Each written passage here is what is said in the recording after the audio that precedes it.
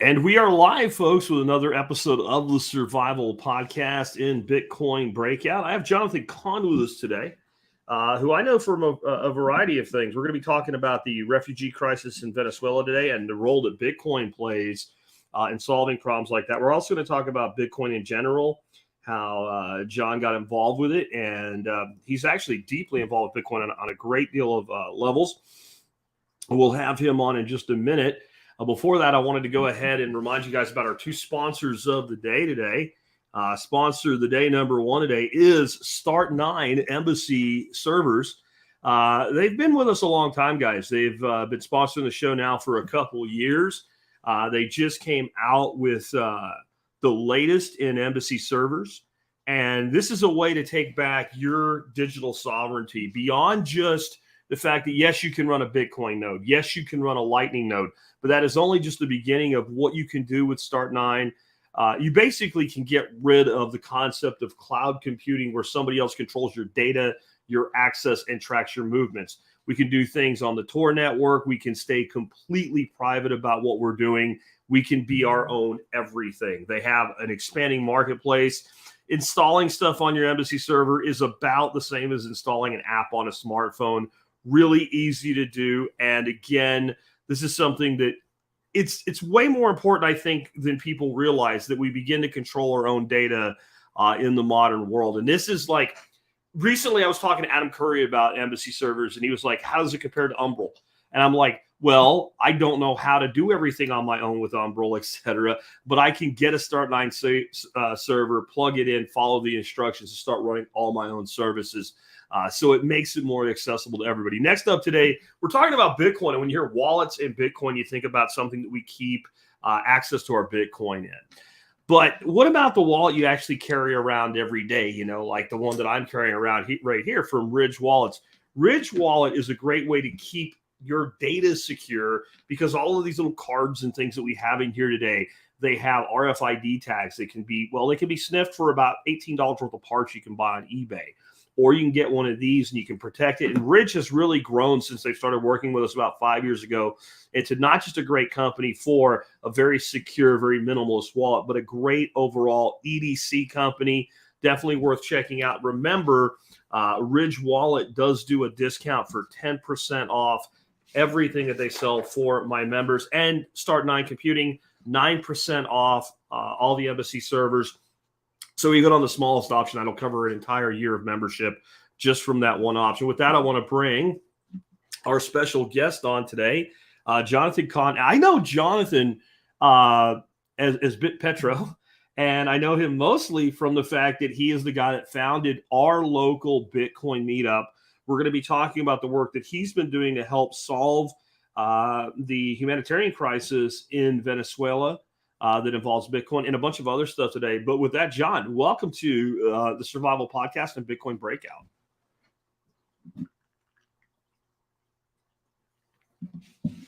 Are you muted, John? Did you mute yourself? I did mute myself. All right, there we go. Hey, thanks for having me, and super excited to be on. Fan of the podcast. I do a little gardening myself, so I appreciate all the knowledge you drop. Well, hey, man, I'm glad to have you on today. Let's start off with, can you tell people, how did you personally get involved with Bitcoin in the first place? I first heard about Bitcoin in 2010 and immediately dismissed it as Minecraft money. Okay. And then again, I came into it through just purchasing stuff on the dark web and that sort of stuff, and had to interact with it to play in those worlds. And eventually got curious enough to start looking at mining, mined a little bit on my computer, and then did some of the very earliest shared mining where you'd go out and you'd purchase a share of a mining server.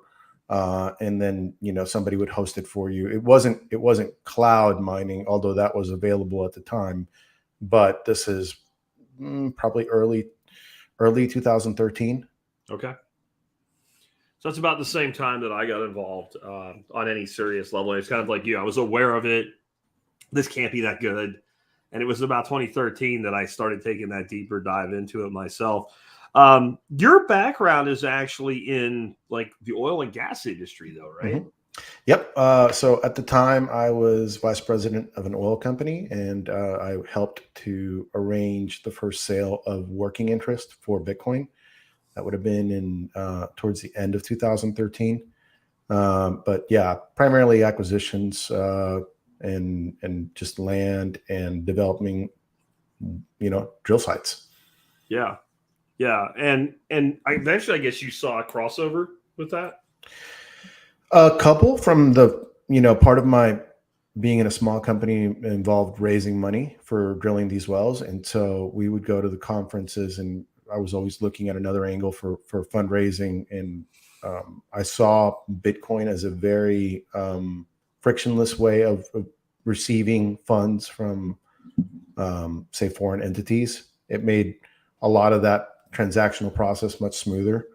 You could set up escrow accounts. I mean, that was available then. And so BitPetro actually was born from the idea that we were going to offer a Bitcoin like settlement desk for deals, where you would be able to go out and kind of mirror what we had done, where you purchase like a percentage of a well, and then we would charge a percentage to either party and then just get out of the way.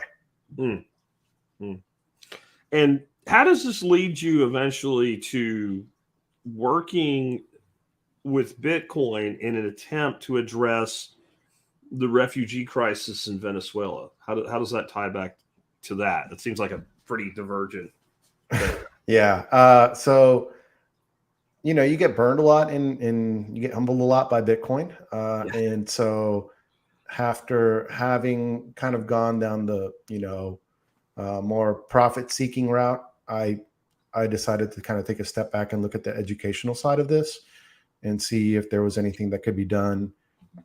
Because when I would travel to Venezuela, it was very obvious to me. I would tell my family, hey, Bitcoin's $20, Bitcoin's $200, buy some Bitcoin. It's going to hold its value better than the Bolivar.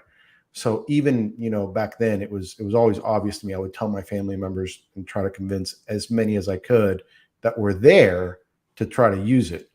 And then eventually I saw a crypto dude on YouTube talking about how he was going to set up a project in Cucuta to help the refugees in Cucuta. And that kind of tugged at me, particularly because I'm, half Colombian, half Venezuelan, born in Venezuela. And by religion, I'm Jewish. So the plight of a biblical size exodus out of one of my countries into the other country kind of tugged at me a little bit. And then being a army, veteran and a medic at that, kind of, there's a service component to that you get left with that really drove me to do something about it. And so I joined that project. That project, because it was crypto based, failed. And we came back to Bitcoin being the answer. And so we would take money from these crypto projects and convert it into Bitcoin lessons and lessons about how to utilize these new tools as a refugee. And we started doing lessons on the street that were very basic. Just how does this work without internet? And that was the birth of Cripto Conserje, is going out to a street vendor. His name is Johnathan. And we've got the video on our channel on YouTube, and you can see him learning about a Bitcoin wallet, a paper wallet, and then basically making a sale online for that paper wallet. So not online, I'm sorry, in person. For exchange for goods. And then we facilitated the exchange for fiat to him after the lesson. That was our initial model. From there, we grew, to like 5 people to 10 people. And eventually we were able to I think impact more than 900 people in all. And this is like, we're back into South Central America, looking at this part of the world. There's a lot going on with Bitcoin and crypto as a whole throughout the region. But this is a very different thing than what's going on, let's say, in El Salvador. El Salvador, relatively stable environment, far more so in recent years. There's a lot of debate on how the gang activity's been handled by the president there, but it has been beaten back a lot. And it's more of like, hey, let's do this thing because it's valuable to us. It helps with the fact that the U.S. is inflating the dollar, but we don't get any of the, the bailout money or anything like that. So we get the pain, but none of the pleasure. And it was more of like a market based. Let's see what we can do with this. Where this is much more we don't have a lot of alternatives given the situation that we're in with the refugee crisis, right? I mean, first, I want to really drive some attention to the crisis because I don't think it's very well understood or known about. It's not talked about in the media. Yeah. We're talking about the largest humanitarian crisis in the history of the Western Hemisphere. The recent numbers put 8 million Venezuelans having been displaced from their country and fled. For reference, that's 30 million total population, approaching 30% of the country, fleeing. Imagine 8 million Texans leaving Texas. That's about the same ratio. Yeah, I mean, it's mind-boggling. Some of the numbers out there, Venezuelan refugees are literally a country outside of a country. There are nations that, in Colombia, there's 2.4 million refugees. That's more than the population of, a lot of small countries. Panama's 4.4 million. Costa Rica's 5.1 million. Just the numbers, around the mountain range that, by the way, you're to leave from Cucuta to Bucaramanga, you have to cross a peak where people die of just, frost, of just, freezing to death. People are leaving Venezuela with the clothes on their back or with bags representing money because the inflation is so crazy. I looked it up today.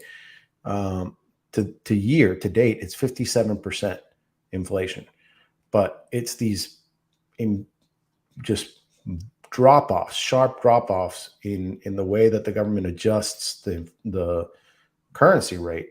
And that's not even the real currency rate. That's what's accessible to, the people in power. The regular person is experiencing 1 million, 2 million% inflation. So it's a total economic collapse that's leading them to leave. And then when they get to wherever they're going, they're irregular citizens. So they don't have any status to work. So, I mean, you end up with people just roaming, right? And squatting. And that's the reality for 8 million people. Recently, about a month ago, the U.S. closed its doors specifically to Venezuelans. I believe it's Title 42 is the name of what passed. But I mean, certainly closing the doors off to the place where they're walking a distance, to put it into perspective, from the East Coast of the United States, from Boston to LA. That's what these people are walking to get to, the border of the United States, where they believe they're going to have the answers. That's the promised land. Mm-hmm. And so that's the crisis. It started because of an economic, and socio political movement that is the Maduro regime. And they're basically, they're just pirates. I don't know how else to put it. Yeah. I think it's important for people to understand how fast that went downhill. I remember 15 years ago, one of the great expat retirement countries was Venezuela. Like, there were articles about how great it was to retire in Venezuela and go live on Margarita Island, and how much further your money went, and how great the country was, and how modern the country was. And so Bush was president when I was reading about this. So it's a while ago, but it's not that long when we look at historical perspective, to a complete catastrophic human disaster. And no one was bombed or invaded in war. This was an internal shift in politics that created what is one of the greatest humanitarian disasters that's ever happened. We didn't have a comet hit or a giant series of earthquakes or a volcano. This was a human-made decline in the standard of living for the entire country. Yeah, I mean, you're talking by oil reserves, the wealthiest country in the world. Yeah. Um, Per capita, that definitely, yes. that doesn't come close to all of the other mineral wealth that's there. It doesn't account for, like you were saying, the tourism in Venezuela was one of the leading places to go because it's gorgeous there. Yeah. And now it's basically left to only those in power, and everybody else is fleeing from hunger. So back to what we were trying to do is we were trying to educate the people that were crossing the border with these bags of currency, that as soon as they crossed, many times the guards there would be like, yeah, you can leave that half right there. Yeah. Go ahead. And that's the toll to pass. So I mean, if you look at some of the images, people will forego that bridge crossing to literally cross the river with beds and refrigerators and whatever they could carry on their heads. So that's what happens when you reach collapse. And so Cripto Conserje had decided to do something about it, and our mission was pretty simple. It was just to reach people through Bitcoin classes that basically covered very, very short, concise lessons that they could walk away with. Primarily, it was to disprove the petro. Back then, the petro was a thing that was going on. Venezuela had released its own master of all shit coins, and basically supposedly had raised $5 billion and some nonsense. Our project actually audited their blockchain and found a transaction from 1969. So go figure. It was clearly the first blockchain in 1969. Yeah. So yeah, I mean, just that's the status quo for anything coming out of the Venezuelan government, right? Yeah. It's just all lies and posturing. But yeah, so our education was basically to show people, here, touch it, feel it, taste it. This is how this works, and leave them with, having had $5 worth of food or medicine that would translate for them for a week's worth of food, or a pack of medicine that could get them up the mountain.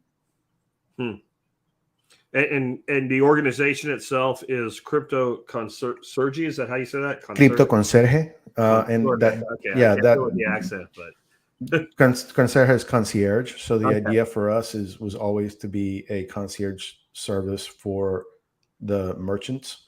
And we started really looking at, could we do this in the brick and mortars?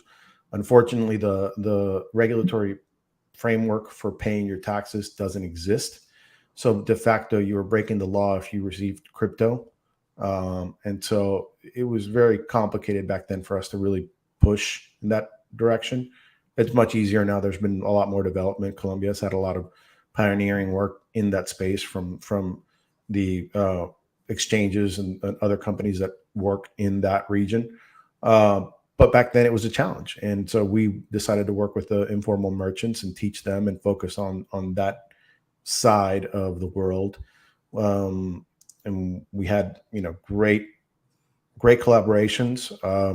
Again, we started by taking the money from crypto projects and explaining to them, look, this is a Bitcoin first thing, and we'll talk about your project, but we're teaching people about Bitcoin.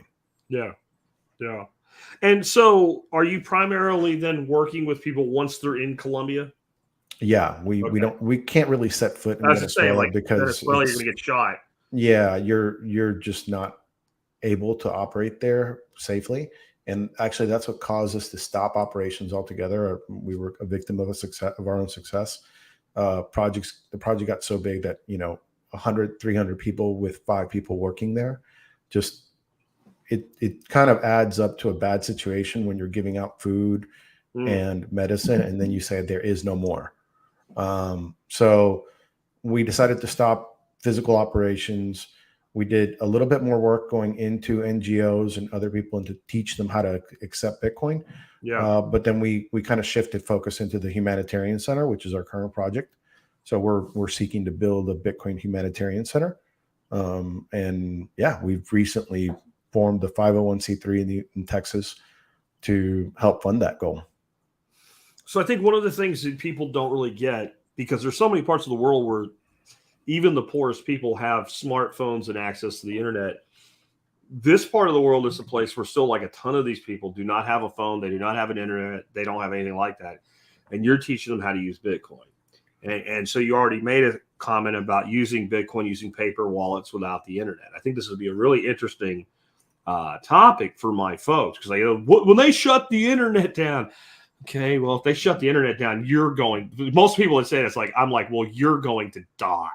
Right? Like, because you're not going to be able to function at all. It's usually like a phantom objection. But there is a legitimate concern, like, can we use Bitcoin without internet access? And it's kind of, sort of, or is there, like, how do you guys handle that? So 2 answers here. One, you definitely still need internet, right? Like, this is a fog issue, not a complete cutoff issue. Yeah. At a complete cutoff, you cannot effectively be doing transactions on chain. So there would not be a way for you to use Bitcoin then, other than maybe walking to somewhere with an internet connection and then broadcasting your transaction from there. Okay. So let's just state some basics. Yeah. That said, most of these people have endpoints that give them access to the internet. So there might be a house that has 20 phones, only one of them has internet access, and they may use it as a hotspot. So, or they may have to go to the local internet cafe or something like that to get access, but they will eventually get access. So what you need to do is you need to provide them a way for maybe using and keeping the coins offline, so that they can more effectively, keep them safe or transact with them. Like, say, for example, load a paper wallet with a certain amount and then use that. And that way they can easily interchange, a bill and not have trust issue there. All of that to be said, that paper wallets are not very safe, right? They're inherently, have problems. And really, we want to start using some of the later technology. This is pre-Lightning. So we had to use other cryptos back then, primarily because a lot of the value would be lost in a Bitcoin transaction. Sure. Because the cost per transaction was pretty high back then. Yep. Today with the Lightning Network, that's a completely different topic. So we plan to take full advantage of that now. But for the more practical use, we also work with SMS messaging for using the transaction ability without internet, but with maybe a relay in between. And that was a project called Contigo that helped us kind of be that bridge so we could use SMS phones, non-internet phones, to still give people Bitcoin. It's interesting that there was a lot of work done that was really innovative in that delta there, where Bitcoin didn't have the scale for small transactions. And then a lot of it, like Lightning, has kind of made that not necessary. Yeah. Like one of my friends, a gentleman named Vin Armani, he developed CoinText. So it was Bitcoin Cash over text.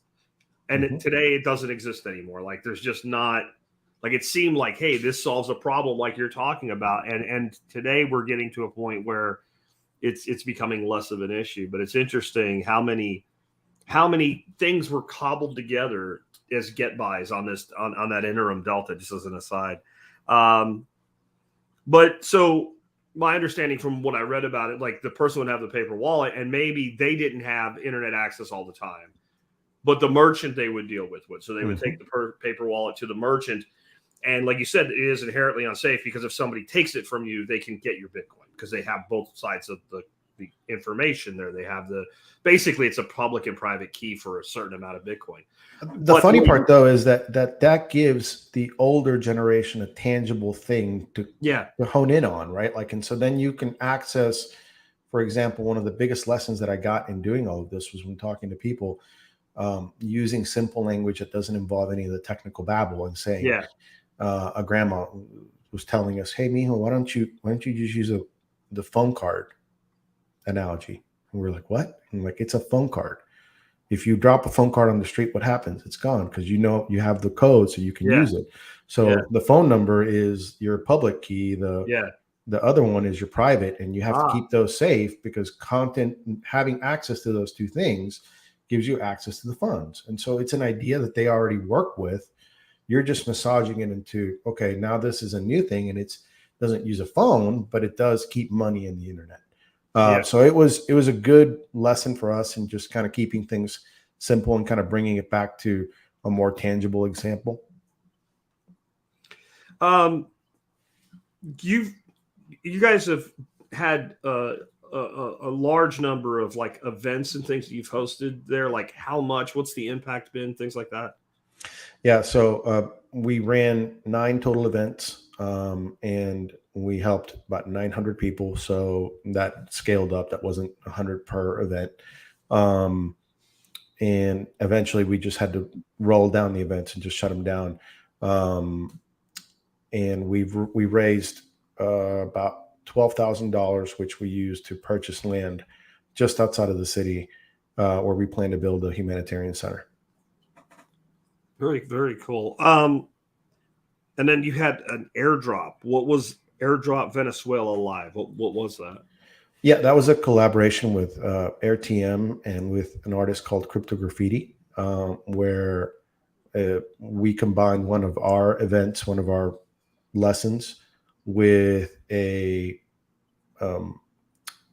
was an active art exhibit that was expressing dissent for the Maduro regime, while also educating people about, bringing down Maduro figuratively and literally through tearing down Venezuelan bolivars that were painted as the mural.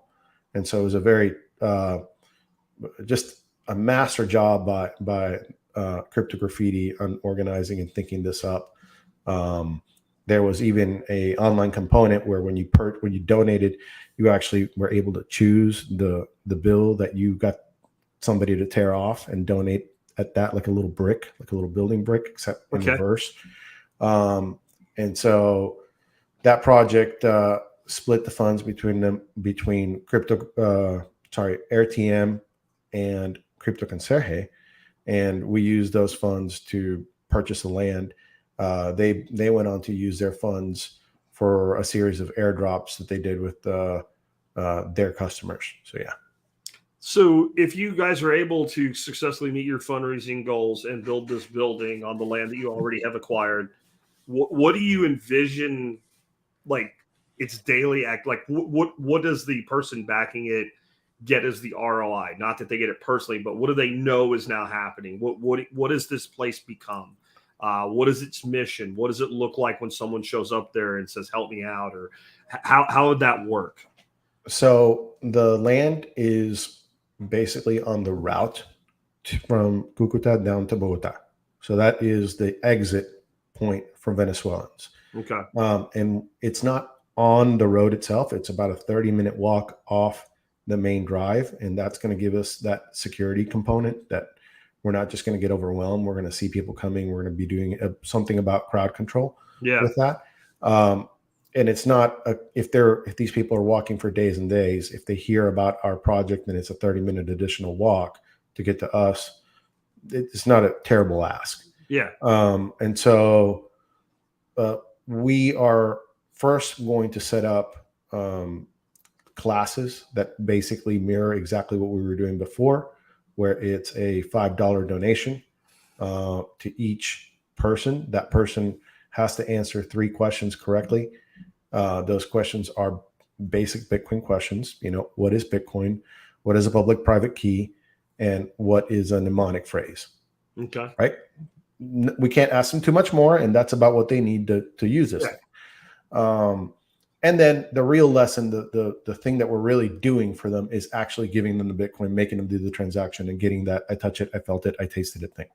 Because then it's engraved in their head that this actually is real. And it wasn't just something that somebody explained to them. So that's the real lesson that the individual person gets. And then the humanitarian component is the food and or the medicine that they're exchanging with the merchant, right? So that's the most basic structure for one of our classes. we plan to slowly kind of ramp that up with more theme-driven things like children education, like maybe tech garage shop stuff, more like dev-oriented work. But initially, it's just what can we do to help them on their journey.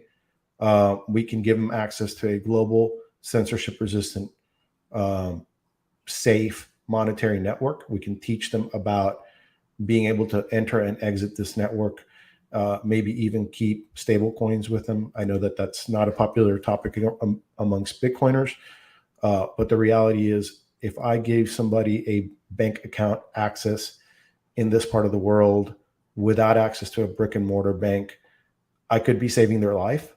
And that is more important than me driving, any point home that I'm going to make. Yeah. So no, you're not going to get hatred from me on stable coins for sure. I live for the day that we don't have to talk about them anymore, but we're not there yet. And they already understand that, right? Like they're already in a economic environment where they're swinging from one jurisdiction to another. So they already have to switch from currency to currency. Mm-hmm. So we're not explaining anything too complex there.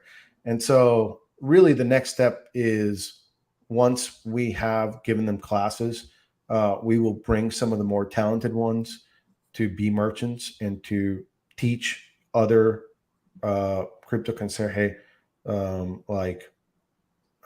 I guess teaching teachers, right? That's the concept. Yeah. And we're able to spread out through that entire migration route, the idea that, hey, you can transfer money and you can transfer services and you can keep value like this. We feel that that's probably enough for the scope of what we can do. We would love to work with other organizations to do more. And we probably will do a little bit more for a select few individuals, like maybe give them some housing at the location for a few days or something like that. But that's going to be on a case-by-case basis. That we really don't have the funding to support any more than just the operations of a few classes a week. Yeah. But this gives people something to anchor on in their new home, at least temporary home. Like back to the scale here. So 8 million people have fled Venezuela. Mm-hmm. If your numbers, I think I remember about 2.2 million have gone to Colombia. Colombia, off the top of my head, is somewhere in a 50 million population for themselves. Yep. So you're looking at 4%. This is why it's a crisis, right? Population inflow. So that would be like 40 million people. No, that would be like 100 million people coming to the United States, right? 4% of no, I'm sorry. It wouldn't be that much. 12 million. Yeah, 12 million. That would be an inflow of 12 million in a 2-year period to the United States.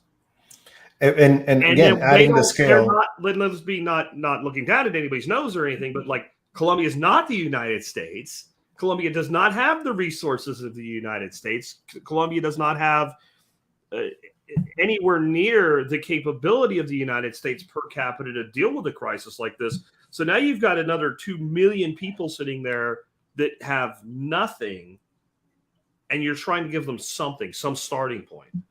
It's not just Colombia. I mean, Costa Rica, El Salvador. I mean, every country along the way is receiving these people, and they stop wherever they can stop, right? Yeah, yeah. Well, you would. I mean, if it's better than where I came from, and I don't think it's going to necessarily get better if I keep going, and nobody will hurt me here, I'll try to figure it out. That's the story of people think that this is a new thing, but this story of people having to flee en masse. You mentioned the Jews of the Bible. Okay, that's another example. But history is littered with thousands upon thousands of stories of this type of thing happening over time, and it's shaped the entire face of the earth. And when people end up in a new place, you can either bitch about it and say they shouldn't be here, which doesn't do anything, or you can figure out something for them to do to be productive. Yeah. So that's the goal is giving them a tool to be productive, right? If they're an informal merchant, they have they have an additional payment rail now that they can use. If they're a formal merchant and we are working with health organizations and with aid organizations, we can provide direct aid and send them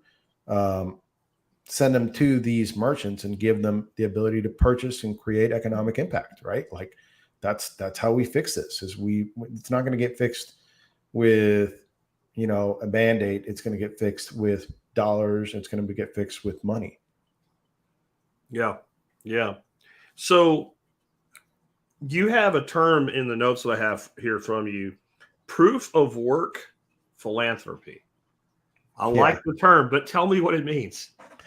So as part of our new team for the 501c3 and our new mission and goal, we're integrating a lot of mining to what we're doing. And so our thought was to raise funds from public miners and from entities through hash power donations. And so we believe that that's a novel way of promoting a project that you want to support, because it is, giving the goose rather than the egg. And so we're able to, if we're donated hash power, whether it be in the machine or whether it be hash power through pointing us, hash power to our pool, then in essence, you're giving us the ability to not have to come back next year and ask you for more, right? We need to take those resources and drive them to their fullest. And that's proof of work doing philanthropy, right? Like that's how things should line up, so that when we're asking for more, it has long-term impact. And primarily that has to do with the fact that we're going to be giving away, $5 to a person. Yeah. That well has to replenish itself, and we have to do that from a certain somewhere. So mining is a fantastic way to highlight how Bitcoin can solve problems like this. So it's basically someone donating, instead of straight up Bitcoin, donating some of their hash power to you for a period of time. Sure. Or the machine itself. And again, as a 501c3, that has tax benefits for you.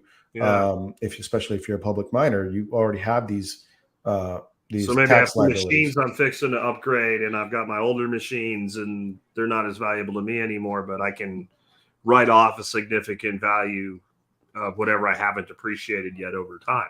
Absolutely. I see. Yeah, I get it now. I thought maybe it was more donating my hash power, but you're saying let's take older, like S9s or whatever, and donate the equipment. It's all of it, right? I mean, when it's profitable and when we have the right, environment to mine profitably, we will, be custodians of that computer, right, and run it until it's profitable, until it's not profitable. Yeah. And then conversely, if it's better for us to take the miner and sell it to a market that will use it and turn that into funds, we will do that as well. Okay. So there's multiple ways that you can then fund what you're trying to do. And I mean, obviously that's one way, but are there other ways people can help and learn more about the work that you're doing with this crisis?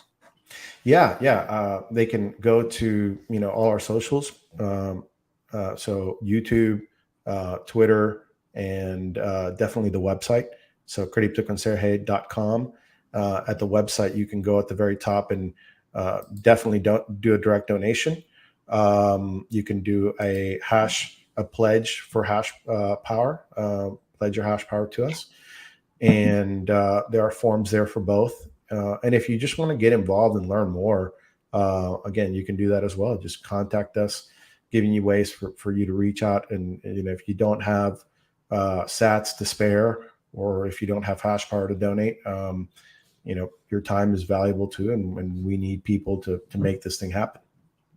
It seems like long-term, it could become very self-sustaining, because some portion of these people that you're helping, you would think would become like successful alumni from a university that give back to the school that they went to.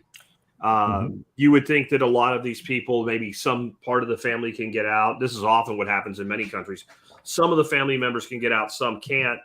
And then you have a form of remittance that is uncensorable. Or if that other family member has an eventual ability to get out, if they have been funded with Bitcoin and there's a knowledge within the family of how to use it, now it becomes part of family wisdom. Like, I can get out with my Bitcoin because you can't have it because it's not here.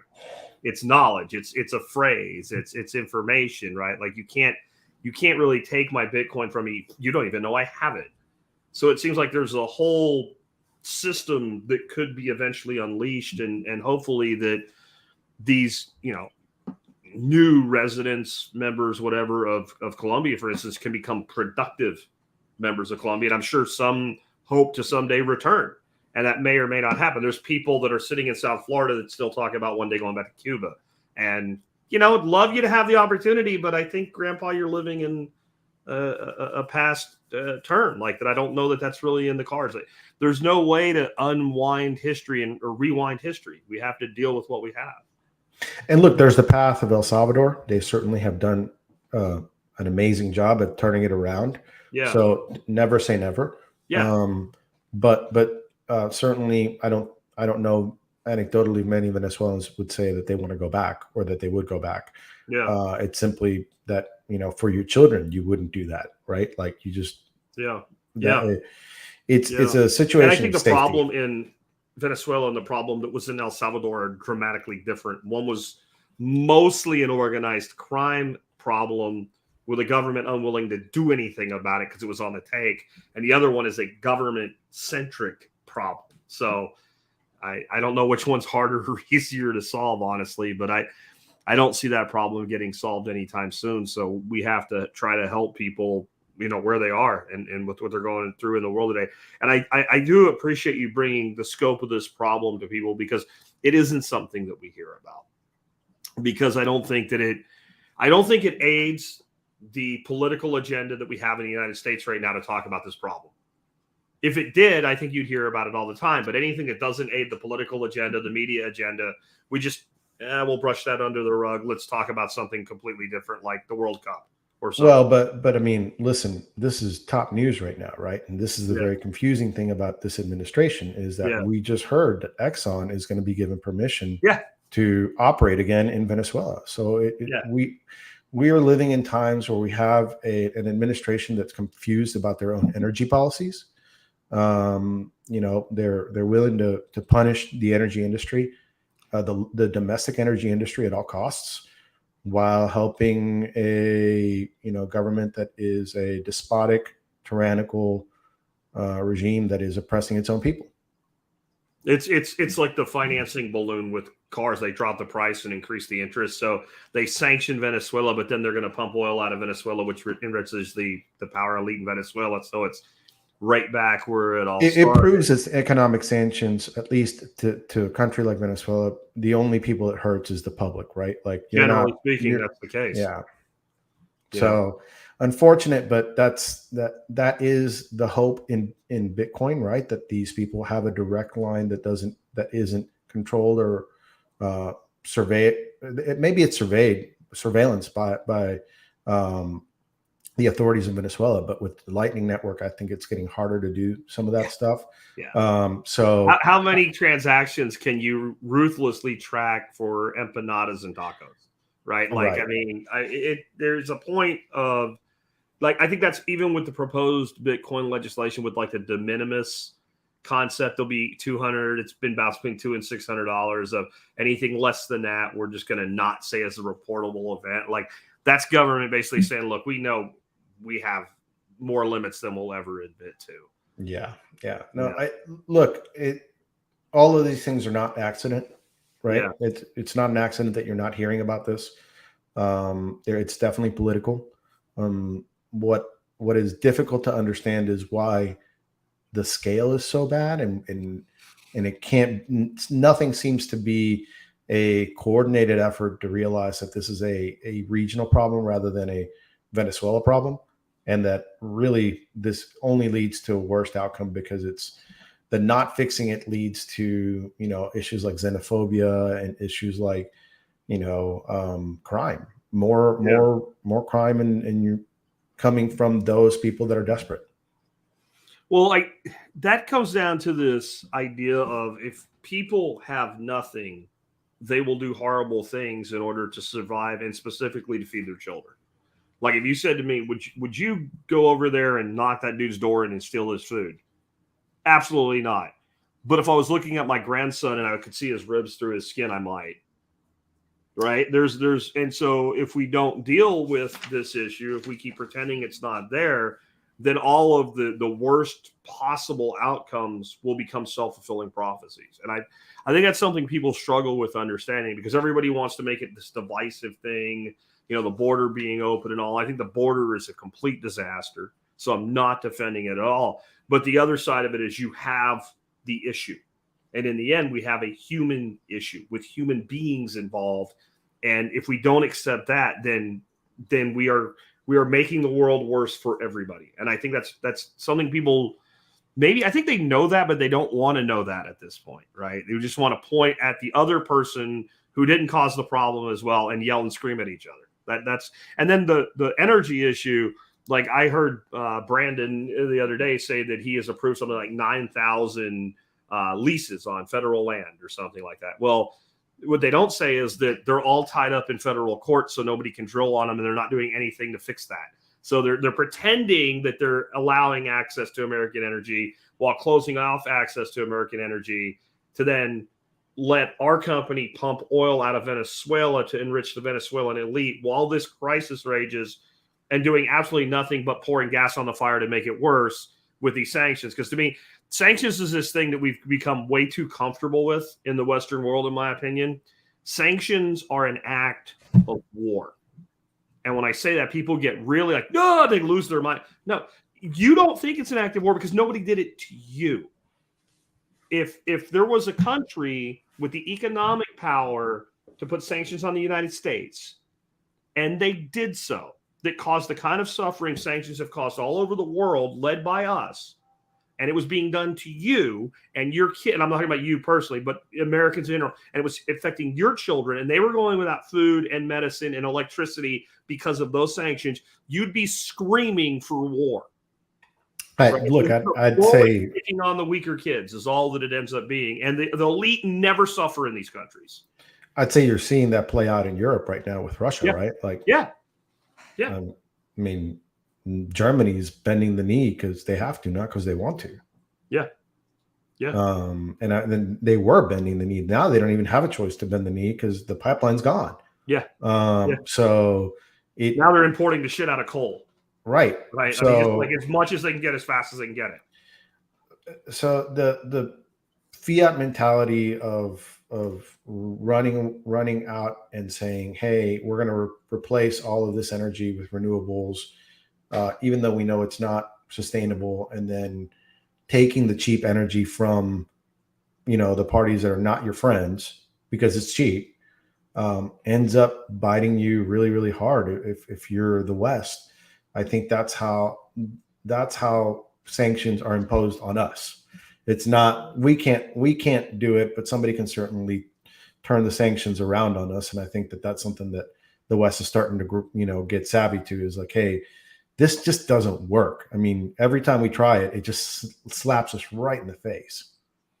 There's kind of the old Buddhist mentality. You should never hurt anybody because you're only hurting yourself. Mm-hmm, right. Mm-hmm. And that's that. I mean, and so if you are going to hurt somebody, it better be surgical. It better be like, I'm cutting the finger off because it's got gangrene. So if you try to kill me, I will kill you back. But otherwise, don't hurt anybody. I mean, that's something I don't think that humanity has grown up enough. Well, and the unintended consequence is, millions of people fleeing a country because the country doesn't have the economic backbone to support itself.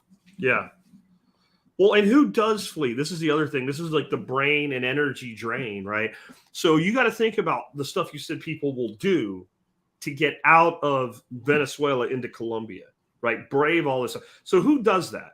Well, your most motivated people who have already had the most taken from them. So generally they were successful, right? Because if you were poor now and you're poor then, I mean, it's generally like you're motivated, you're people that'll take risks, you're people that can figure out a way to get out, because that's not exactly the easiest thing to do.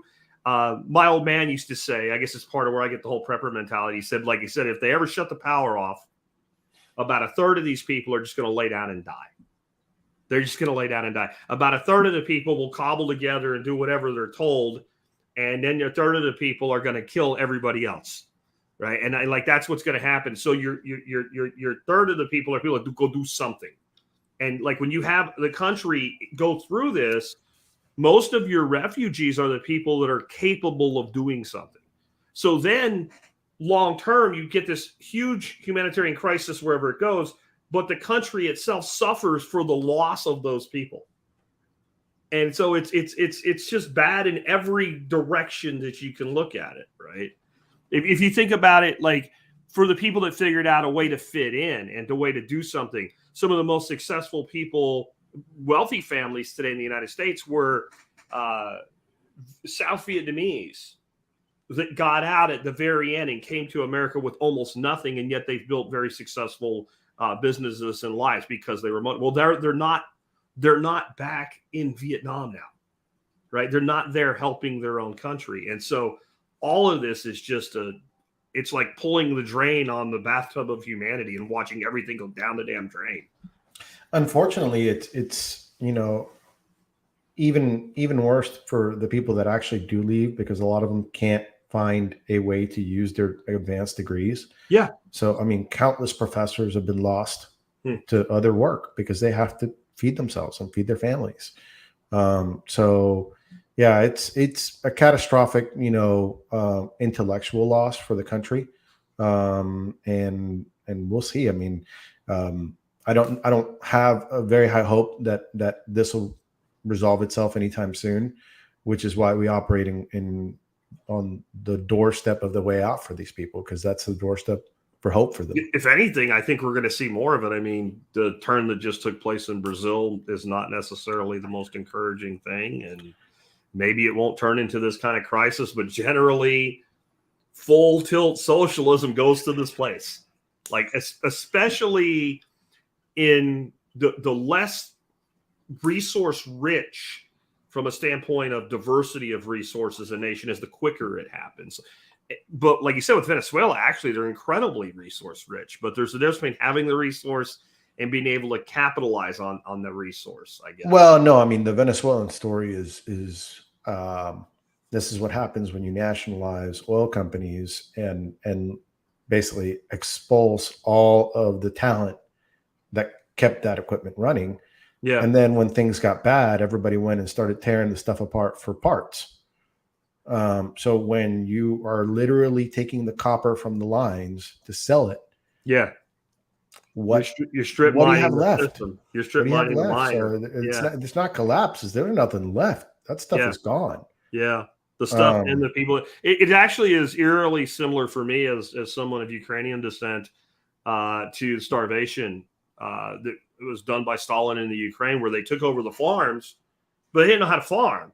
And they got rid of all the farmers, and they brought a bunch of city people in the farm and didn't know how to farm. It's going to be the people's farm. And then everybody starved. Yep. And then people, again, you're harvesting the seed for next year as food for this year. It's exactly the same dynamic playing itself out, two different times in history and two different industries, but it's the same dynamic. Remove the brain trust, remove the incentive, and now all of a sudden, nobody really gives a shit. And whenever I talk about, coming down on government and people say, I'm too hard or whatever, tell me a time that you went to go to a large government facility like a DMV or something, you were excited to go deal with government employees. You're like, I can't wait to go down there today. That doesn't exist, because when a person has that kind of a job, they're only so motivated. And how motivated is that is not varied. And so everything falls apart. Oil extraction and refining is a very complex business. And for all the money those companies make, there's a ton of, smaller parts companies that lose their ass all the time. You have a background in that industry. It's a high risk industry that requires a lot of incentive and a lot of risk and a lot of talent. And if you remove the incentive and the talent and only leave the perception of risk, you get nothing. Yep. Well, and the location of these facilities are important too, right? Like the oil from Venezuela only has a few places it can be processed, mostly here.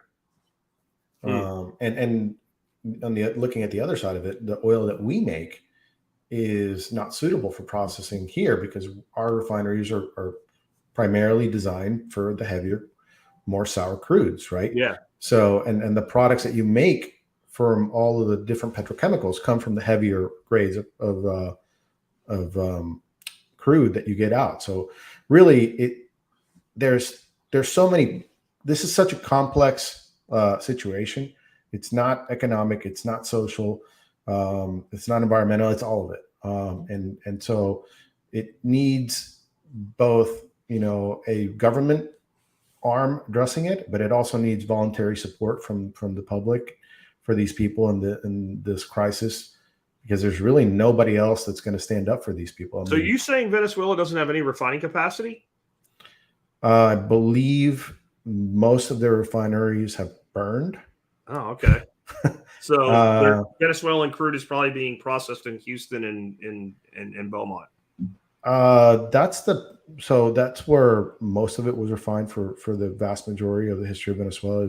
Most of that crude was ConocoPhillips and Valero were the big companies in the United States that had those contracts.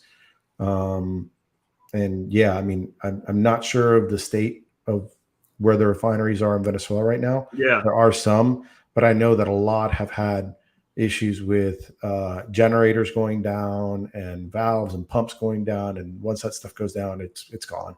Like you said, you get to a point where I got to feed my family. If this thingamajig, if I can get $5 for it as a scrap, I'm going to sell it. I don't care that it's a $50,000 part. Yeah, it goes on a rig. Yeah. So how can people find out more about the work that you're doing here? And then I want to transition to some local stuff. Sure. So again, the website is Cripto, CRIPTO, Conserje, CONSERJE.com. And you can find us on Twitter, and you can find us on Medium, and you can find us on YouTube. We've tried to be pretty good about documenting all of our work on Medium, so you can find a lot there. And we're just students of Bitcoin, trying to bring the good word of Satoshi to the people and doing what we can. And I will have links to everything that you sent me along with your guest app in the show notes today. That'll be on the audio stuff, folks. There's a link down in the video notes. It will be available about 1 hour after we finish the live version here. If you click on it now, we're not done yet, so it won't be there yet.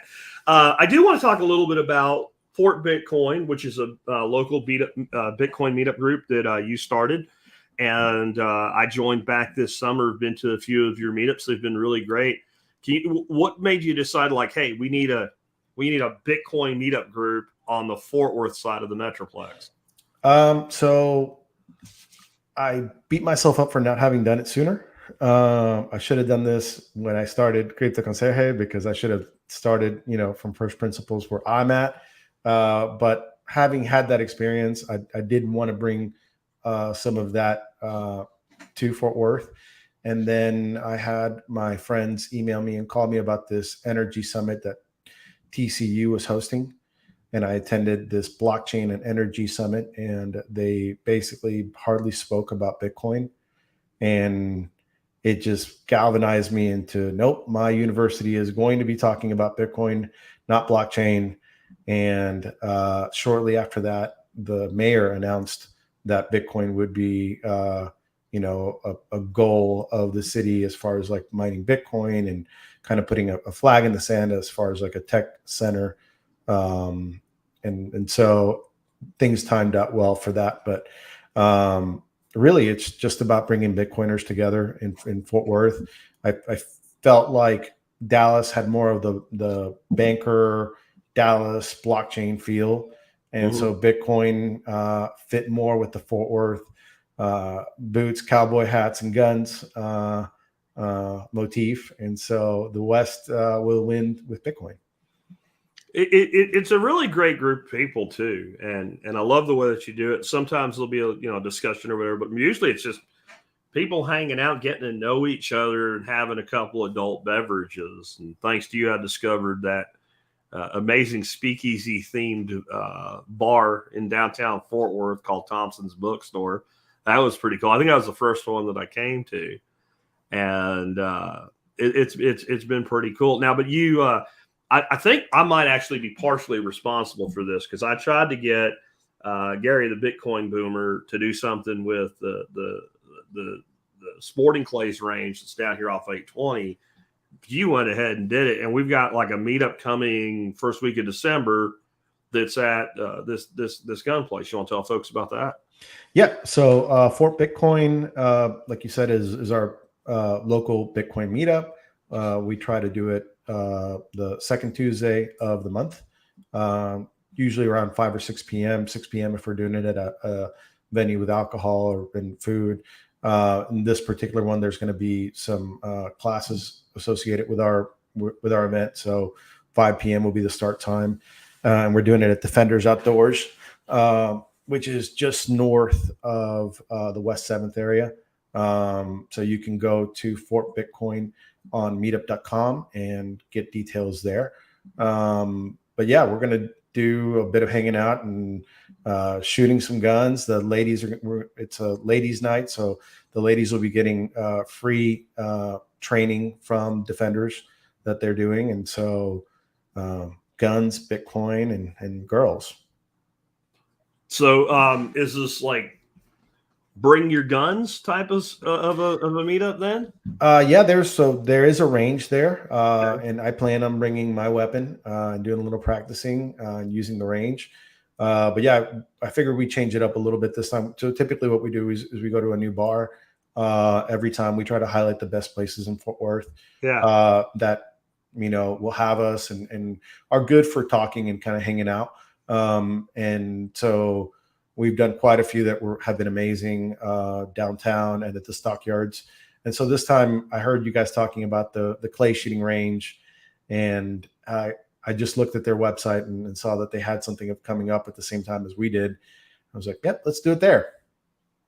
And I'll make sure I have a link to the Fort Bitcoin meetup. I was trying to pull it up on the screen right now, but meetup.com is being a bitch with me right now. I'm not wanting to play nice, but I don't know. Maybe I'll bring a sidearm or two myself, because this will be for the indoor range at that time of day, obviously. And they do rent weapons there as well, so you can go get a fully automatic and go have some fun.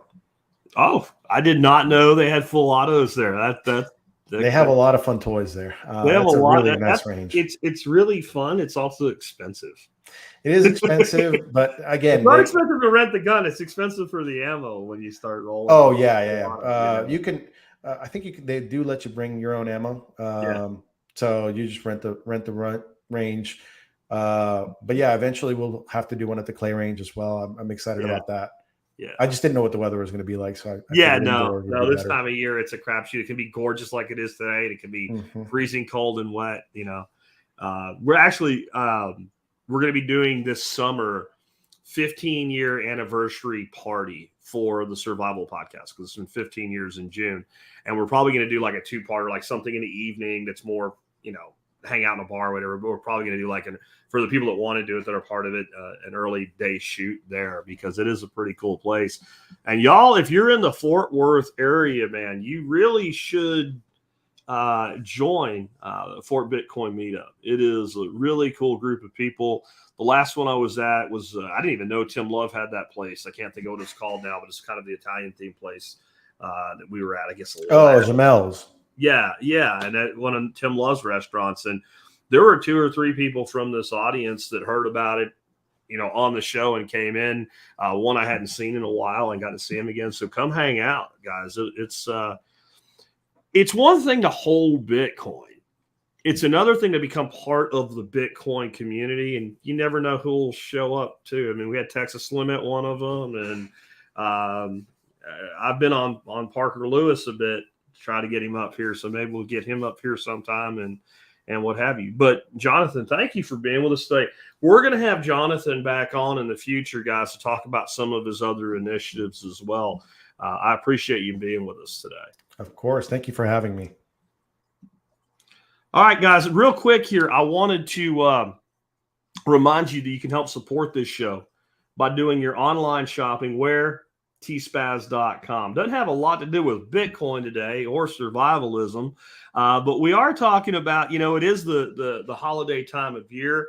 And the item of the day I have for you today is one of my favorite little speakers. I was looking around to see if I had mine in here. I don't, but it's the Anker Soundcore 2 Bluetooth speakers. These are IPX7, fully waterproof. You can get 2 of them and they'll pair together. I have like professional AV set up out in my main shop, but in my back shop, about 800 square foot building, I don't have anything out there. I just use these in my smartphone. Really great sound, and they're on sale for 30% off today. So they're like $28 a piece. So you can get 2 of them for what, $56. And you have that full stereo sound. They'll still work independently. They're just great. I love Anker. They're one of my favorite discount brand electronics companies out there. I have sold literally tens of thousands of Anker products over the year. I have never had a single complaint by somebody who said, I got something wrong with my Anker product, and they wouldn't fix it. Now, you sell enough electronics, some of them are going to have problems and all, but they fix the problem, which means they just say, don't worry about it, we'll replace it. So check them out. And remember, you can always help support us. How? Do your online shopping starting at tspaz.com. That's TSPAZ. You do that. No matter what you buy, you will help us out, and we appreciate you for that. Tomorrow, we'll be going back into more of the prepper-themed world with our guest. And Thursday, I got something really cool coming. So I'm still dealing with this issue where I can't really edit, not the way that I typically edit anyway, due to a problem with a computer that should be rectified this week. But rather than risk it, I've asked several members of the expert council to do a live show with me. So we'll have like an expert council panel live on Thursday. I haven't checked email while we're on here with Johnathan, so I don't know who else might say yes to this. But of those who I've invited so far, Nicole Sauce will be on, Tim Toolman Cook, and Nick Ferguson. So we have the permaculture and homesteading world well represented with both Nick and Nicole. Nicole, of course, with the business and entrepreneurship on top of it. And then Tim Toolman Cook with that business, entrepreneurship, and the handyman stuff. So, and then, me, myself, and I'm sure some other folks will show up. I invited old man Pugliano, but he's got a doctor's appointment like old men do from time to time. So he probably won't make it. But I got a few others that I've invited. We'll see if they come, and we'll try to do the expert councils with some live panels from time to time, because I think that'll be interesting versus just you guys sending questions to get answers. I also invited Ken Berry, but I'm not going to say whether or not he's going to come yet, because we'll see if he shows up. Anyway, with that, I will catch you guys tomorrow with another guest interview, and then we'll rock through the week. Thanks a lot. I appreciate you being with us today.